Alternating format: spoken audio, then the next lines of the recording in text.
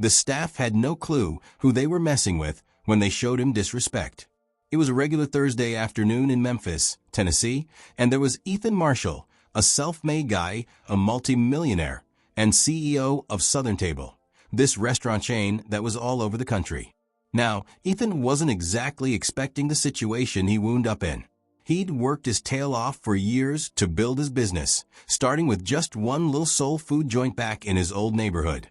His whole thing was simple: make good, comforting food and give opportunities to people and places that usually got skipped over. But you know how it goes. As his business got bigger, he kind of got further away from what his customers and employees were dealing with every day. Ethan wasn't one to just sit in his fancy office, patting himself on the back. He always figured being a leader meant staying connected to the people who made everything happen: the customers, the cooks, the servers, even the folks washing dishes. But lately, he'd been hearing stories about the customer service slipping, and that didn't sit right with him at all. Maybe I've lost touch, Ethan thought, as he leaned back in his chair, which he hardly ever got to do. He'd been hearing complaints about slow service, staff not paying attention, and even people saying the staff was being straight up rude in some of his restaurants. Ethan wanted to think it was just a few bad apples, but he knew deep down there was only one way to really know the truth. He had to see it with his own eyes. So, no big announcements, no warnings, just him walking into one of his restaurants like any other paying customer. Later that afternoon, Ethan traded his expensive suit for an old hoodie and some jeans he hadn't worn in forever. He parked his fancy black SUV a few blocks away so nobody would notice him, and walked over to one of his Memphis locations. It was a place he'd opened 5 years back, right in the heart of a neighborhood he knew well. Back then, it was like a light of hope for the community, a spot where people could get together for some good food and good conversation. As he got closer to the restaurant, a wave of memories hit him. The bright mural on the side of the building, with all those smiling faces around a dinner table, still looked brand new, just like on opening day. He smiled a little, remembering how proud he felt when they cut that ribbon.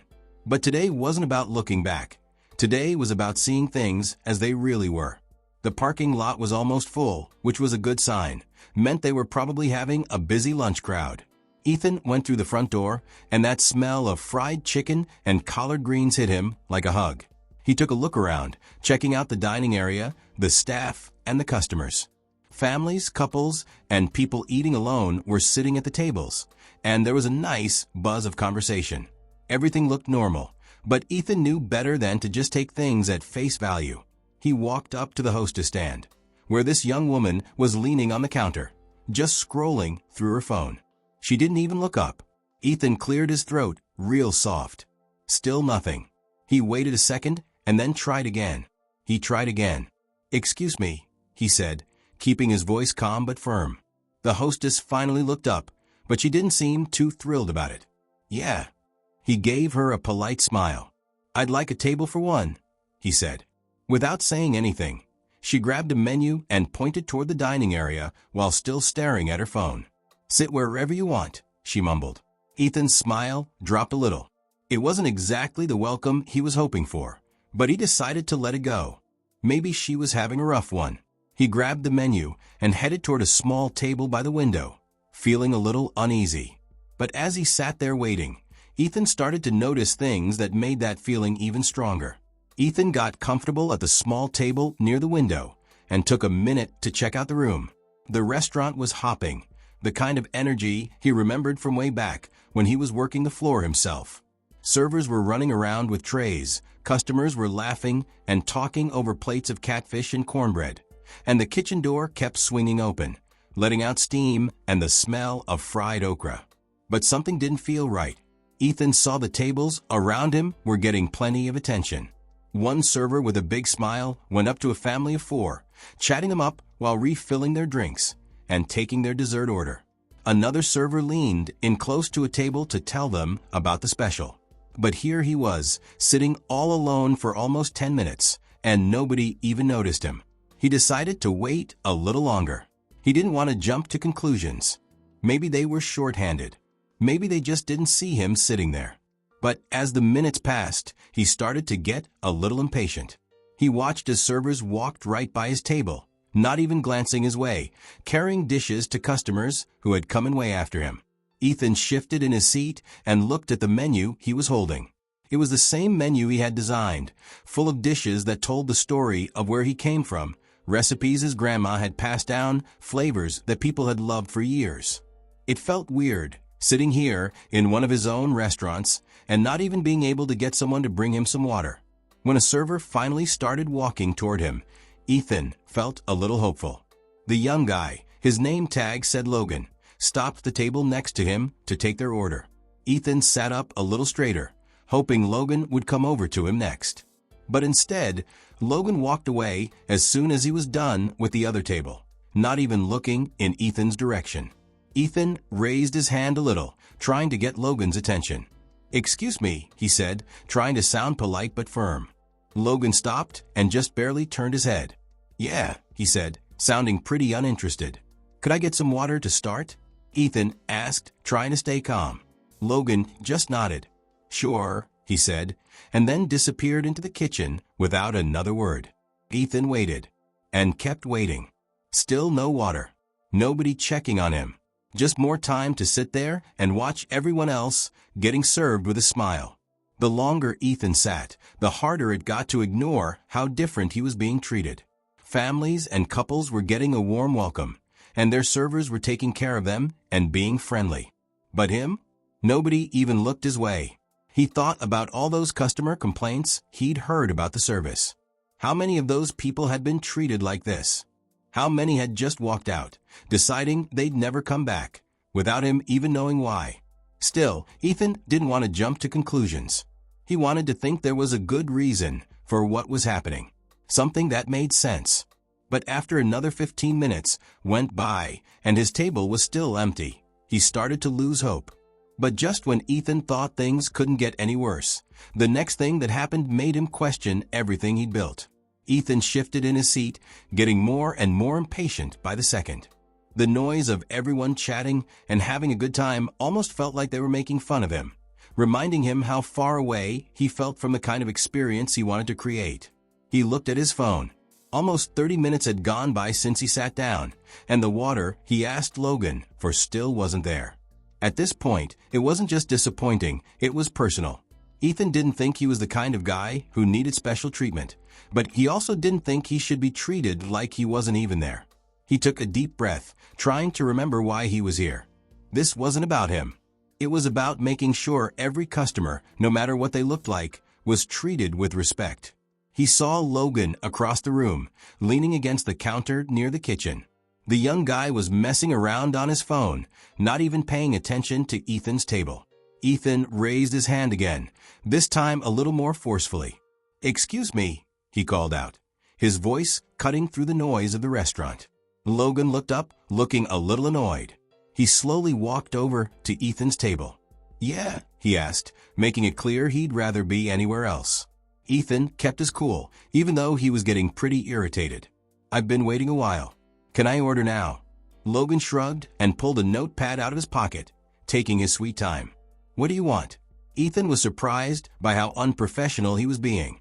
He opened the menu and ordered something simple, the fried chicken platter with mac and cheese and collard greens. It was one of the most popular things on the menu, a dish that had been a big part of his brand. "Got it," Logan mumbled, barely looking at him as he wrote it down. He walked off without another word, leaving Ethan sitting there, stunned. The minutes kept dragging on, and Ethan started to really think about things.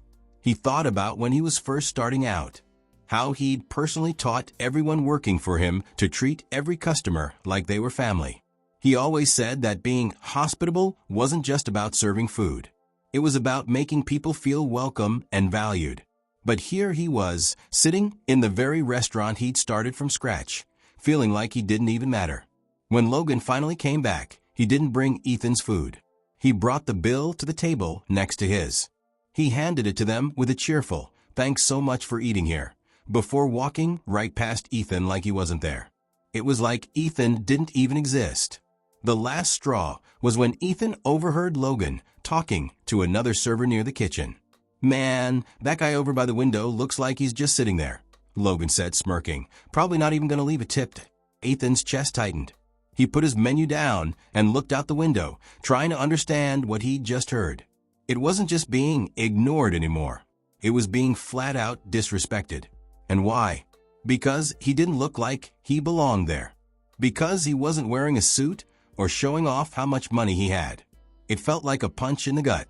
He'd built Southern Table on the idea of being open to everyone, of breaking down barriers and giving people opportunities. But now he couldn't help but wonder if that idea had gotten lost along the way. But as much as it hurt, Ethan knew he had to be careful about how he handled it. How he acted now could either make the problem worse or start the change he knew needed to happen. Ethan sat there, his mind racing. He couldn't decide whether to stay undercover and watch what was happening or to just confront the staff right then and there.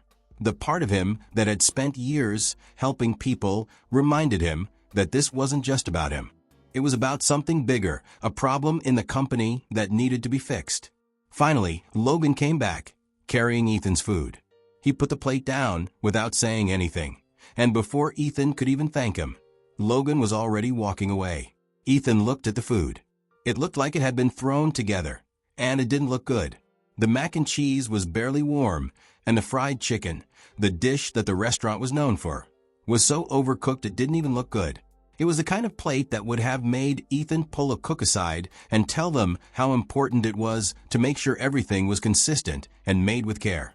Ethan leaned back in his chair and took a deep breath. Enough was enough. He put his napkin on the table and stood up, walking calmly over to the hostess stand. The young woman who had blown him off earlier was still there, playing on her phone. She barely looked up when he came over. "Excuse me," Ethan said, his voice calm but firm. "Could I talk to the manager, please?" The hostess frowned, looking annoyed that he was interrupting her. "He's busy," she said, not even looking up. "What's the problem?" Ethan kept his cool, though he was getting close to losing it. "I'd really like to talk to him myself." With a big sigh, like he was really putting her out, the hostess finally yelled toward the back. A couple of seconds later, a guy in his late 40s came out of the kitchen. He had a wrinkled shirt on, and he looked like he didn't want to be bothered. "What's going on?" he asked, sounding annoyed. Ethan introduced himself, trying to be polite. "Hi, I'm Ethan Marshall," he said. "I need to talk to you for a second." The manager looked Ethan up and down, squinting a little. Ethan saw a flicker of recognition in his eyes, but the manager clearly didn't know who he was yet. "All right," he said, crossing his arms. "What's the problem?" Ethan pointed toward his table. "I've been here for over 40 minutes, and the service has been, frankly, pretty terrible. The hostess ignored me when I came in, the server didn't pay any attention to me, and when I finally got my food, it wasn't even good." The manager looked around the dining room, frowning. "Look, we're busy," he said, sounding defensive. "Sometimes things get missed." Ethan tilted his head, his voice calm but firm.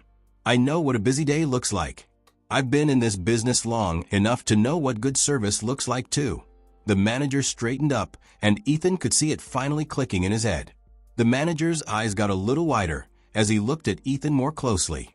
"Wait," he said slowly. You're Ethan Marshall." "The Ethan Marshall." Ethan nodded. "That's right. And this restaurant? I built it. This isn't just another place in some chain. This is part of what I leave behind. Something I've worked hard to build, not just for me, but for everyone who walks through those doors." The manager's face went white as he realized what Ethan was saying. He glanced over at the hostess and then at Logan, who was just coming out of the kitchen, still not knowing what was going on. Ethan kept talking, his voice calm but firm. "I didn't come here wanting to be treated special because of who I am. I came here to see what it's like for every customer. And if this is what they're dealing with, then we've got a real problem." The restaurant started getting quiet as some of the customers noticed what was happening. Logan froze, his face turning red as he realized Ethan was talking to the manager about him. Ethan turned to him, looking him straight in the eye. "Logan, when I asked for water, you blew me off. When I ordered, you didn't treat me with the respect every customer deserves. And on top of that, I heard what you said about me. Do you think that's okay?" Logan stuttered, his confidence gone. I didn't mean anything by it," he mumbled. "I was just kidding." Ethan nodded slowly. Jokes like that lose businesses customers, Logan. And in this case, they're costing you the trust of someone who believed in this team enough to build this restaurant. The room was silent now, everyone staring at Ethan. He turned back to the manager. This isn't about blaming just one person. It's about taking responsibility and being a leader. If this is how things are allowed to be, then it starts with you. But even though it was a tense moment, Ethan knew this wasn't just about pointing fingers. It was a chance to make things better. The restaurant was completely silent, everyone looking at Ethan, waiting to hear what he'd say next. The manager just stood there, realizing how much responsibility he had. Logan was shifting his weight uncomfortably, looking embarrassed instead of confident. Even the hostess had finally put her phone down, looking a little sorry. Ethan took a second to calm himself, letting the tension die down before he spoke again. "I didn't come here today to make anyone feel bad," he said, his voice calm but firm. "I came here to understand. This restaurant means more to me than just making money. It's a symbol of what can happen when people believe in each other. But what I've seen today isn't who we are, and it's not who we're going to be." He turned to the manager, looking him in the eye. Being a leader isn't just about keeping the lights on. It's about setting the example, making sure people are doing what they're supposed to be doing, and creating a place where customers and staff feel valued. That's not what's happening here. So, I'm asking you, what are you going to do about it? The manager's face turned red, and he swallowed hard. "You're right," he said quietly. "I let things slide, and that's my fault. I'll do better. We'll all do better." Ethan nodded, his face softening a little. That's the first step, admitting there's a problem. But words only go so far. What you do is what really matters. He glanced at Logan and the hostess, then back at the manager. "You've got a team that needs training and direction. I think you should start there." Ethan looked out at the dining room, which was now full of customers who had been quietly watching what was happening. "To everyone here, I want to say I'm sorry," he said, talking to the whole room. "This isn't how Southern Table is supposed to be. I promise we'll do better. Not just here, but at every restaurant. Because every single one of you deserves better."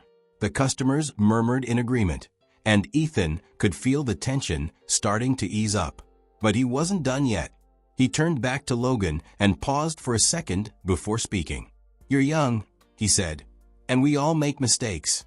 But what you said about me earlier wasn't just disrespectful. It was wrong. If you thought I wasn't going to tip because of how I looked, that's something you need to think about. Not just for this job, but for the rest of your life."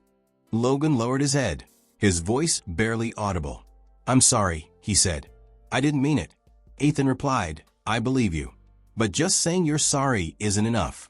You grow by taking responsibility and doing better next time. I hope you'll use this to learn and get better." Ethan turned back to the manna. "Go one last time. I'm giving you 30 days to turn things around," he said. "Retrain the staff, fix the culture, and make sure every single customer leaves here feeling like they matter. I'll be back, and you won't know when, and I'm expecting to see some real changes." "Got it." The manager nodded quickly. "Got it, Mr. Marshall." Ethan nodded, looking a little satisfied, and grabbed his coat from the back of his chair. As he walked toward the door, the customers started clapping. Not because they were putting on a show, but because they appreciated someone who actually cared about doing the right thing. Once he was outside, Ethan took a deep breath, and the cool Memphis air made him feel grounded. It wasn't the afternoon he had planned, but it reminded him why he started this whole thing in the first place. Being a leader wasn't about being perfect. It was about not giving up and fixing things when they went wrong.